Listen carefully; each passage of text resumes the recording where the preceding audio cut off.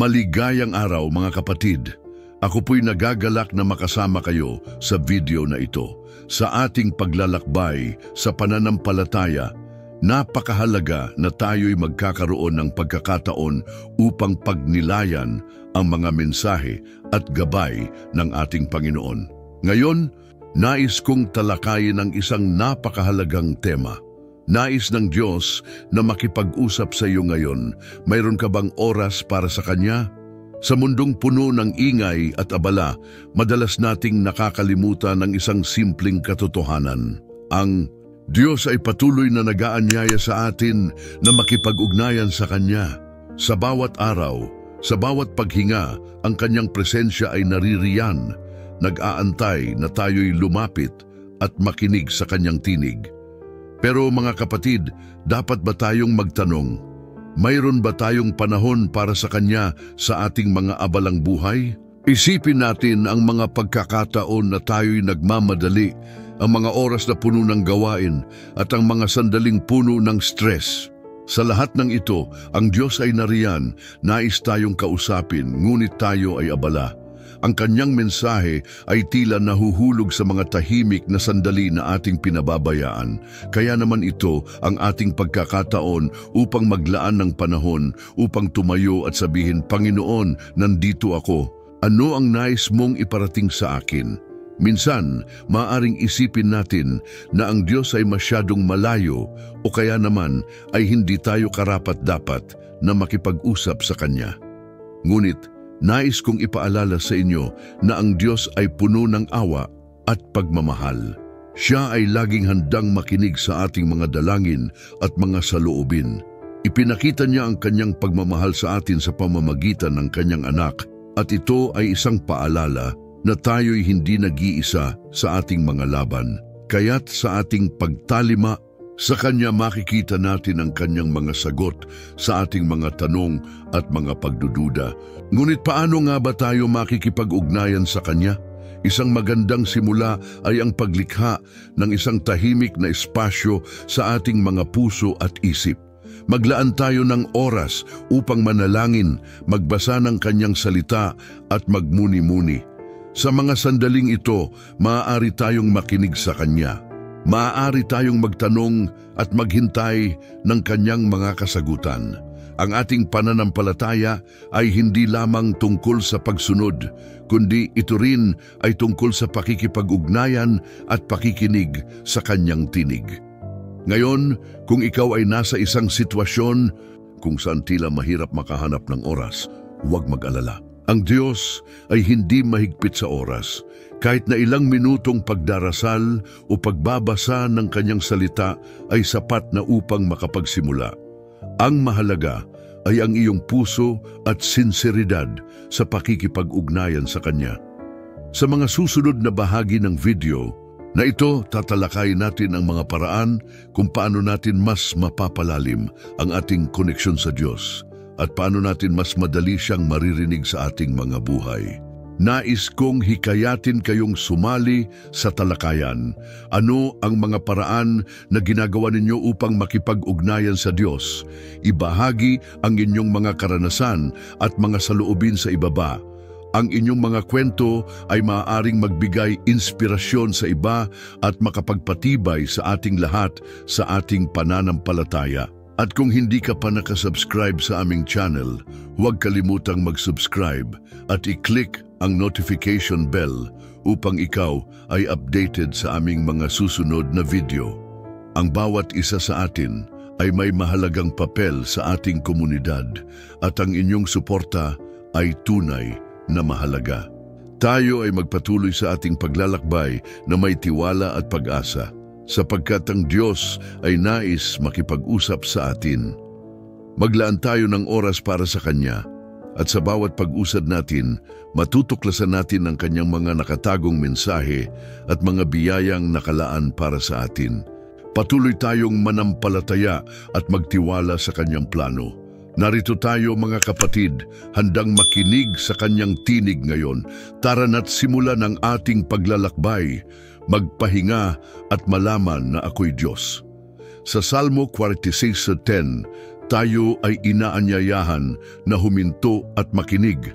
Sa ating abalang mga buhay, madalas tayong nalulumbay sa mga tunog ng mundo na nakapaligid sa atin.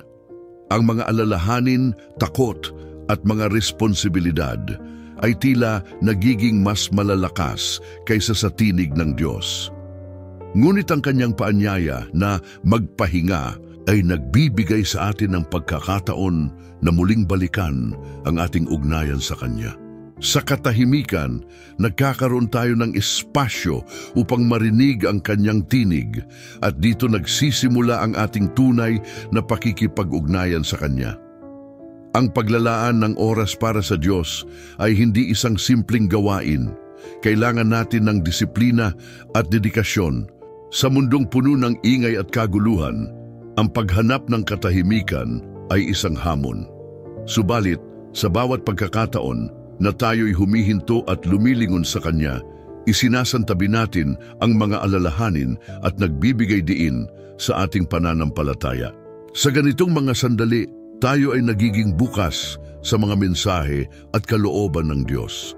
Sa pagsasagawa ng tahimik na pagninilay at panalangin, tayo ay nagiging mas sensitibo sa Kanyang presensya at mga plano para sa ating buhay. Isang mahalagang aspeto ng pagpapahinga sa Diyos ay ang kakayahan nating mag-reflect o magnilay. Sa mga sandaling ito, maaari tayong magtanong sa ating sarili, ano ang sinasabi sa akin ng Diyos sa mga kaganapang ito sa aking buhay?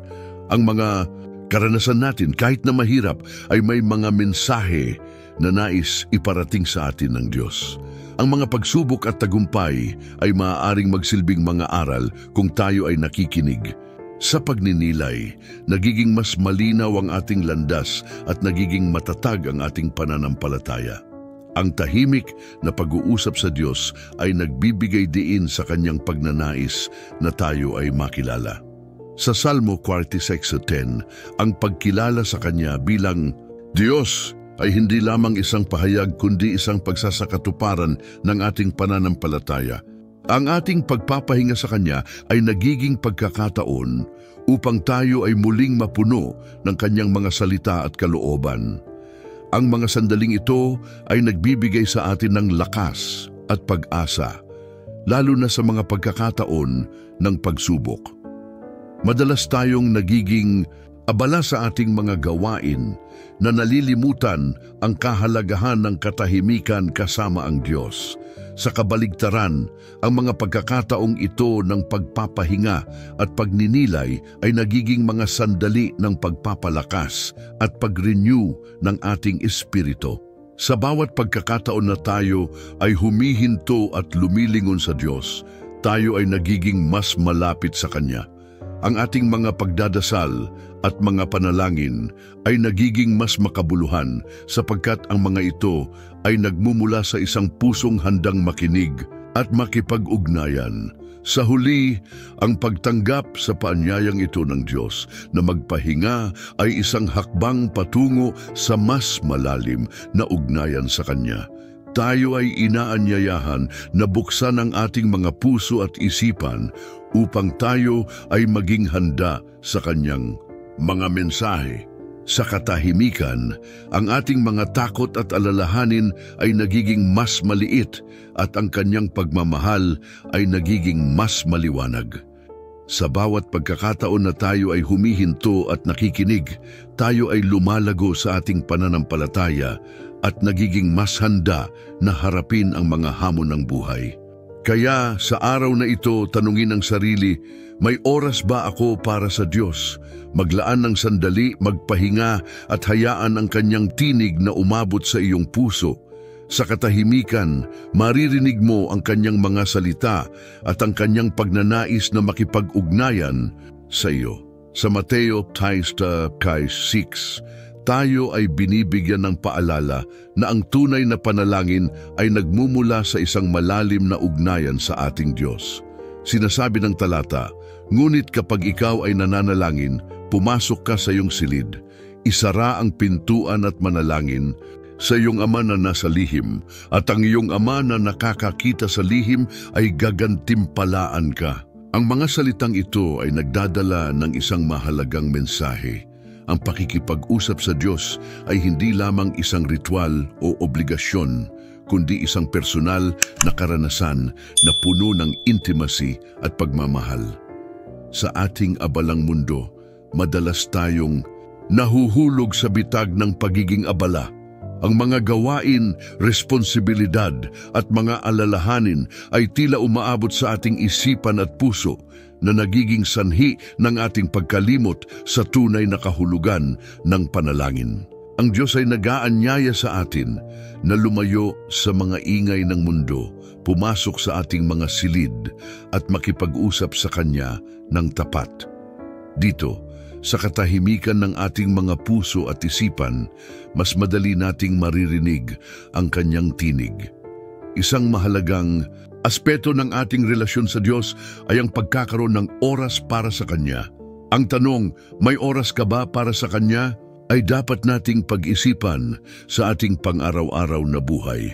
Sa bawat araw na lumilipas, ang Diyos ay nagnanais na makipag-ugnayan sa atin, ngunit tayo ba ay handang makinig? Ang pag-akyat sa isang tahimik na lugar ay hindi lamang isang pisikal na hakbang, kundi isang espiritual na desisyon na ipagkaloob ang ating sarili sa Kanya. Sa mga sandaling ito ng pagtahimik, naririnig natin ang Kanyang mga salita na puno ng pag-ibig, gabay, at kapayapaan. Sa ating mga panalangin, kinakailangan ang katapatan at pagiging bukas. Hindi natin kailangang maging perpekto sa ating mga salita o sa ating mga saloobin. Ang Diyos ay hindi naghahanap ng mga magagandang salita. Ang Kanya ay ang pusong handang makinig sa ating mga hinanakit, kasiyahan at lahat ng ating nararamdaman. Dito, sa ating mga tahimik na pag-uusap, nagiging mas malalim ang ating relasyon sa Kanya. Ang ating mga panalangin ay nagiging daan upang mas makilala natin ang Kanyang mga plano at hangarin para sa ating mga buhay. Minsan, ang ating mga alalahanin at pangarap ay tila nagiging hadlang para sa ating pananalangin. Ngunit sa Mateo 6:6, tayo ay inaanyayahan na ilayo ang mga ito at maglaan ng oras sa Diyos. Ang Kanyang pagmamahal ay hindi nagbabago at Siya ay palaging handang makinig. Sa kabila ng ating mga pagkukulang at pagkakamali, ang Diyos ay nariyan upang tayong yakapin at ipakita ang Kanyang awa. Ang ating pagtawag sa Kanya ay nagiging gabay sa ating mga desisyon at hakbang sa buhay. Ang panalangin ay isang mahalagang bahagi ng ating spiritual na paglalakbay. Sa bawat pagkakataon na tayo ay nananalangin sa Kanya, tayo ay nagiging mas malapit sa Kanya. Ang ating mga puso ay nagiging mas sensitibo sa Kanyang mga mensahe at mga palatandaan.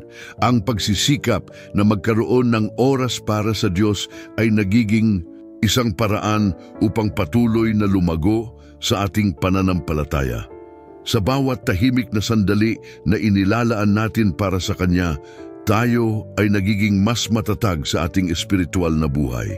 Ang pag-unawa sa kahalagahan ng oras para sa Diyos ay hindi lamang isang tungkulin, kundi isang pribilehiyo.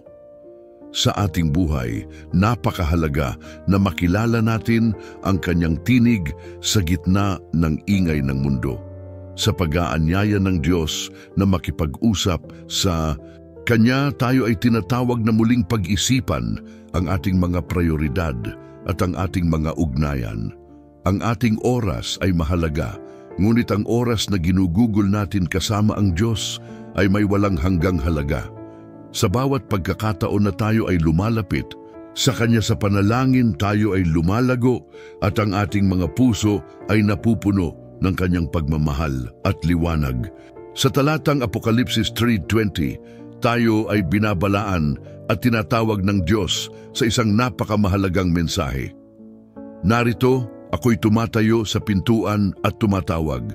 Kung sino man ang makarinig ng aking tinig at bumukas ng pintuan, ako'y papasok sa Kanya at makikisalo sa Kanya at siya'y makakasalo sa akin. Ang simbolismong ito ng pagkatok sa pintuan ay isang makapangyarihang paalala na ang Diyos ay laging nariyan, handang makipag-ugnayan sa atin at naghihintay sa ating tugon. Sa mundo na puno ng ingay, abala at mga alalahanin, madalas tayong naliligaw sa ating mga prioridad.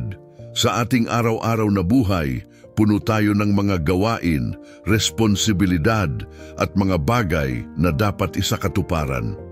Sa kabila ng lahat ng ito, may isang tanong na dapat nating sagutin. May oras ba tayo para sa Diyos? Nakatuon ba tayo sa Kanyang mga mensahe, sa Kanyang tawag, at sa Kanyang pagnanais na magkaroon ng mas malapit na ugnayan sa atin? Ang pagkatok ng Diyos sa ating puso ay hindi isang simpleng paanyaya. Ito ay isang paalala ng Kanyang pag-ibig at malasakit. Hindi siya nagmamadali at hindi siya nagagalit. Sa halip, siya ay nag-aanyaya sa atin na huminto, makinig at maglaan ng oras para sa Kanya. Ang pagpasok ng Diyos sa ating buhay ay nagdadala ng pagbabago, bagong pananaw at kapayapaan na hindi matutumbasan ng anuman sa mundong ito. Ang ating pakikipag-ugnayan sa Diyos ay hindi lamang isang obligasyon, kundi isang pribilehiyo. Sa Kanya, makikita natin ang tunay na kahulugan ng pagmamahal, pagkakaunawaan at kapatawaran. Sa tuwing tayo ay naglalakad sa ating buhay na may pananampalataya, tayo ay nagbibigay daan para sa Kanya na makapasok at magpatuloy sa ating mga puso. Ngunit ang tanong ay, handa ba tayong buksan ang ating pintuan? Madalas nating isinasantabi ang ating espiritual na buhay dahil sa abala ng ating mga gawain. Subalit, sa simpleng pagkilala na ang Diyos ay nariyan, naghihintay at kumakatok sa ating mga puso, tayo ay binibigyan ng pagkakataon na muling ituwid ang ating landas. Ang Kanyang mensahe ay nananatiling pareho. Handa siya tayong pahalagahan at yakapin basta tayo ay handang makinig at makipag-ugnayan. Ang pag-aanyaya ng Diyos ay hindi nagtatapos sa ating pagkilala sa Kanya, kundi nagiging simula ng isang mas malalim na relasyon. Ang ating kanya-kanyang mga pintuan ay maaaring sarado dahil sa takot, pagdududa o kahit na mga nakaraan na hindi natin maiiwan. Ngunit ang Diyos, sa Kanyang walang kondisyong pagmamahal, ay handang pumasok at magdala ng liwanag sa ating mga madidilim na sulok. Sa bawat pagkakataon na tayo ay humihinto at naglalaan ng oras upang makipag-usap sa Diyos, nagiging mas maliwanag ang ating landas. Ang Kanyang mga salita ay nagiging gabay, ang Kanyang presensya ay nagdadala ng kapayapaan, at ang Kanyang pagmamahal ay nagiging lakas natin sa gitna ng mga pagsubok. Sa bawat pagkatok niya sa ating puso, tayo ay hinahamon na tanungin ang ating sarili, ano ang pipiliin natin? Mananatili ba tayong abala o bibigyan natin ng panahon ng Diyos na pumasok sa ating buhay? Ngayon, sa pagninilay-nilay na ito, naway maglaan tayo ng oras para sa Diyos. Sa mga susunod na pagkakataon, alalahanin natin na kung tayo ay handang makinig, ang Diyos ay handang makipag-ugnayan. Sa Kanyang pagkatok sa ating puso, tayo ay hinihimok na buksan ang ating mga pintuan at hayaan siyang pumasok. Sa ating paglalakbay, lagi nating isaisip na ang Diyos ay nariyan, handang makinig at handang makisalo sa atin. Sa ating mga puso, may puwang para sa Kanya. Kaya't sa mga susunod na araw, alalahanin natin ang pag-anyaya ng Diyos at bigyan siya ng oras sapagkat siya ay may mensahe para sa atin. Sa susunod, magkaisa tayo sa isang panalangin upang hilingin ang Kanyang gabay at pagpapala sa ating mga buhay. O Diyos, sa oras na ito lumalapit kami sa iyo na may mga pusong bukas at handang makinig. Nais naming matutunan ang halaga ng pasasalamat sa mga biyayang natamo kahit sa mga maliliit na bagay. Sa bawat ngiti ng isang kaibigan, sa bawat yakap ng mahal sa buhay, maging sa mga simpleng galak na dulot ng kalikasan, naway makita namin ang iyong mga palatandaan. O Diyos, sa mga pagkakataong kami ay nalulumbay, tulungan mo kaming bumangon at muling lumakad. Nais naming maging matatag sa aming mga pananampalataya at sa mga pagkakataong kami ay nahihirapan, hikbiin mo ang aming mga luha at palitan ito ng pag-asa. Sa mga alalahanin na bumabalot sa aming isipan, kami ay humihiling ng kapayapaan na nagmumula sa iyo. Sa mga pagdududa na nagiging hadlang sa aming mga pangarap, bigyan mo kami ng lakas at karunungan upang malampasan ang mga ito. O Diyos, sa mga sandaling kami ay nag-aaral at nagtatrabaho, ipagkaloob mo sa amin ang tamang kaalaman at kasanayan. Sa mga hakbang ng aming pagunlad, naway maging inspirasyon kami sa iba. Nais naming maging magandang halimbawa ng iyong pagmamahal at kabutihan. Sa bawat proyekto at gawain, tulungan mo kaming maging tapat at masipag, at sa mga tagumpay na aming matatamo, naway maging dahilan ito upang magpuri sa iyong pangalan. Sa bawat araw na lumilipas, kami ay humihiling na sana'y maging matatag ang aming pananampalataya sa kabila ng mga pagsubok. Nais naming magpatuloy sa pag-aaral at pag-unlad, at sa mga pagkakataong kami ay bumabagsak, naway hindi kami mawalan ng pag-asa. Sa bawat pagkakataon na kami ay naliligaw, ipakita mo sa amin ang mga aral na nais mong ipahayag. Nais naming lumago sa aming espiritual na buhay at maging mas malapit sa iyo. O Diyos, sa mga pagkakataon na kami ay naglilingkod sa aming kapwa, bigyan mo kami ng walang kondisyon na pagmamahal. Nais naming maging bahagi ng pagbabago sa aming komunidad. Sa mga simpleng pagkilos ng kabutihan, naway makilala ang iyong pagmamahal sa mga tao sa paligid namin. Sa mga pagkakataon na kami ay nagiging ilaw sa dilim ng mundo, tulungan mo kaming patuloy na magbigay ng liwanag at pag-asa. Sa mga huling sandali ng aming panalangin, kami ay nagpapasalamat sa lahat ng mga biyayang natamo at sa mga pagkakataon na kami ay nagkasama-sama.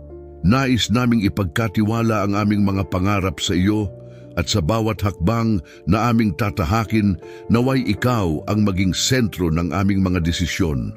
O Diyos, sa mga pagdadaanan pa namin, kami ay nagtitiwala sa iyong plano at sa iyong kalooban. Amen. Sa pagtatapos ng ating devotional na ito, nais kong hikayatin ang bawat isa sa atin na talagang isaalang-alang ang tanong, may oras ka ba para sa Diyos? Sa ating abalang buhay, madalas na nalilimutan natin ang kahalagahan ng paglalaan ng panahon upang makipag-chat sa ating tagapaglikha. Ang Diyos ay hindi lamang isang malayong nilalang. Siya ay isang mapagmahal na Ama na nagnanais na makipag-ugnayan sa atin sa bawat araw ng ating buhay. Isipin mo ang mga oras na naglaan ka ng oras para sa mga tao na mahalaga sa iyo. Ang mga kaibigan, pamilya at mga mahal sa buhay ay may espesyal na pwesto sa ating puso. Ganoon din ang Diyos. Nais niya tayong pahalagahan at bigyan ng atensyon. Sa bawat sandali na tayo ay humihinto at naglalaan ng oras para sa Kanya, tayo ay nagiging mas malapit sa Kanya. Ang ating relasyon sa Diyos ay katulad ng anumang relasyon. Ito ay nangangailangan ng oras at pagsisikap at higit sa lahat ng pagkilala sa Kanyang presensya sa ating mga buhay. Habang naglakbay tayo sa ating espiritual na landas, mahalaga na makilala natin ang mga paraan kung paano tayo maaaring makinig sa Kanya. Ang Kanyang salita ay napakamahusay na gabay sa ating mga desisyon at mga hamon sa buhay. Sa simpleng ipagbabasa ng Biblia, sa pagninilay at sa tahimik na pagninilay-nilay, unti-unti tayong makakahanap ng mga sagot sa mga tanong na bumabagabag sa atin. Ang mga salita ng Diyos ay puno ng karunungan na maaari nating dalhin sa ating mga puso at isipan. Ngunit higit pa rito, nais kong ipaalala na ang pakikipag-usap sa Diyos ay hindi lamang isang monologo, ito ay isang dialogo. Ang ating mga panalangin, ang ating mga pagluha, ang ating mga pagsasaya at maging ang ating mga pagdududa ay bahagi ng ating pag-uusap sa Kanya. Kapag tayo ay tahimik at nakikinig, madalas tayong makakatanggap ng mga sagot sa ating mga tanong. Minsan, ang mga sagot ay hindi agad dumarating, ngunit sa ating pagtitiwala sa Kanya at sa ating patuloy na pagninilay, makikita natin ang Kanyang mga plano na unti-unting nahahayag sa ating mga buhay. Nais kong iwanan ka sa isang pagninilay-nilay.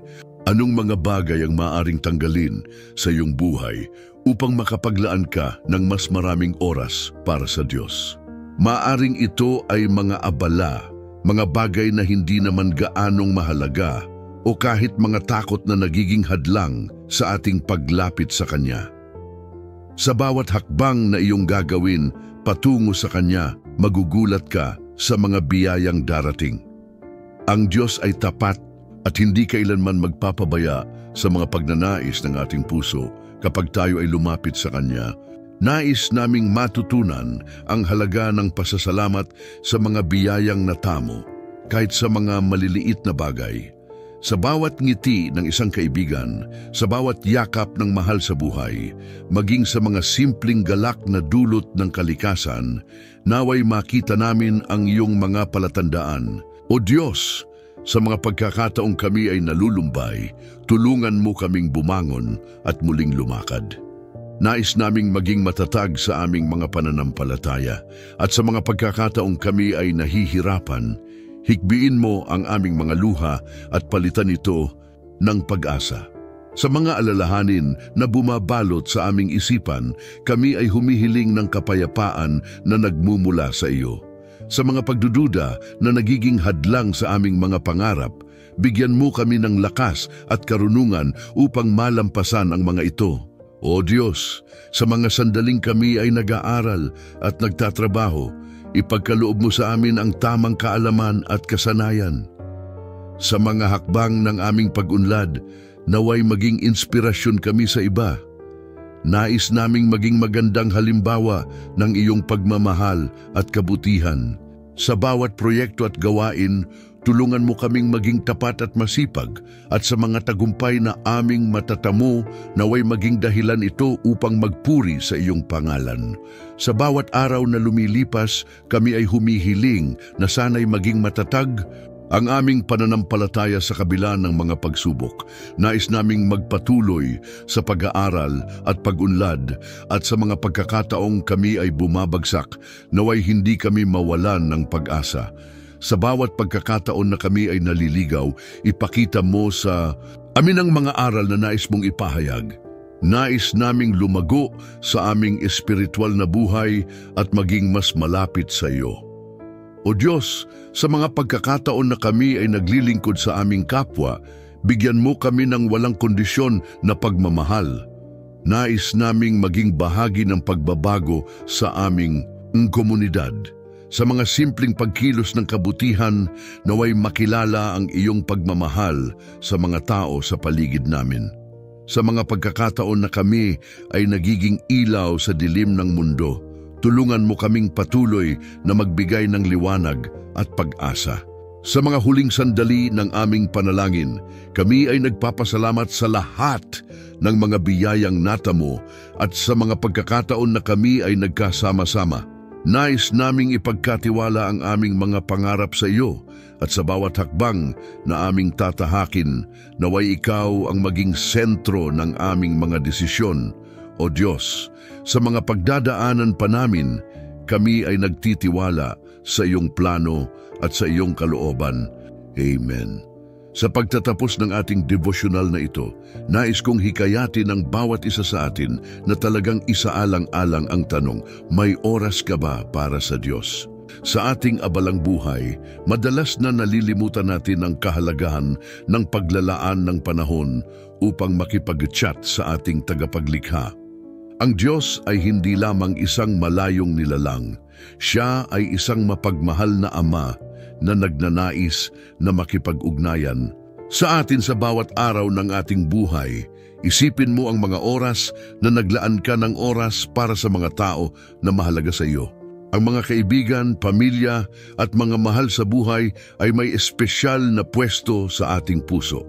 Ganon din ang Diyos. Nais niya tayong pahalagahan at bigyan ng atensyon. Sa bawat sandali na tayo ay humihinto at naglalaan ng oras para sa Kanya, tayo ay nagiging mas malapit sa Kanya. Ang ating relasyon sa Diyos ay katulad ng anumang relasyon. Ito ay nangangailangan ng oras at pagsisikap at higit sa lahat ng pagkilala sa Kanyang presensya sa ating mga buhay. Habang naglakbay tayo sa ating espiritual na landas, mahalaga na makilala natin ang mga paraan kung paano tayo maaaring makinig sa Kanya. Ang Kanyang salita ay napakamahusay na gabay sa ating mga desisyon at mga hamon sa buhay. Sa simpleng pagbabasa ng Biblia sa pagninilay at sa tahimik na pagninilay-nilay, unti-unti tayong makakahanap ng mga sagot sa mga tanong na bumabagabag sa atin.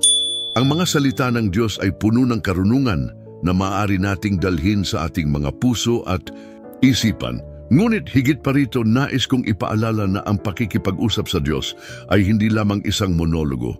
Ito ay isang dialogo. Ang ating mga panalangin, ang ating mga pagluha, ang ating mga pagsasaya at maging ang ating mga pagdududa ay bahagi ng ating pag-uusap sa Kanya. Kapag tayo ay tahimik at nakikinig, madalas tayong makakatanggap ng mga sagot sa ating mga tanong. Minsan, ang mga sagot ay hindi agad dumarating, ngunit sa ating pagtitiwala sa Kanya at sa ating patuloy na pagninilay, makikita natin ang Kanyang mga plano na unti-unting nahahayag sa ating mga buhay. Nais kong iwanan ka sa isang pagninilay-nilay. Anong mga bagay ang maaaring tanggalin sa iyong buhay upang makapaglaan ka ng mas maraming oras para sa Diyos? Maaaring ito ay mga abala, mga bagay na hindi naman gaanong mahalaga o kahit mga takot na nagiging hadlang sa ating paglapit sa Kanya. Sa bawat hakbang na iyong gagawin patungo sa Kanya, magugulat ka sa mga biyayang darating.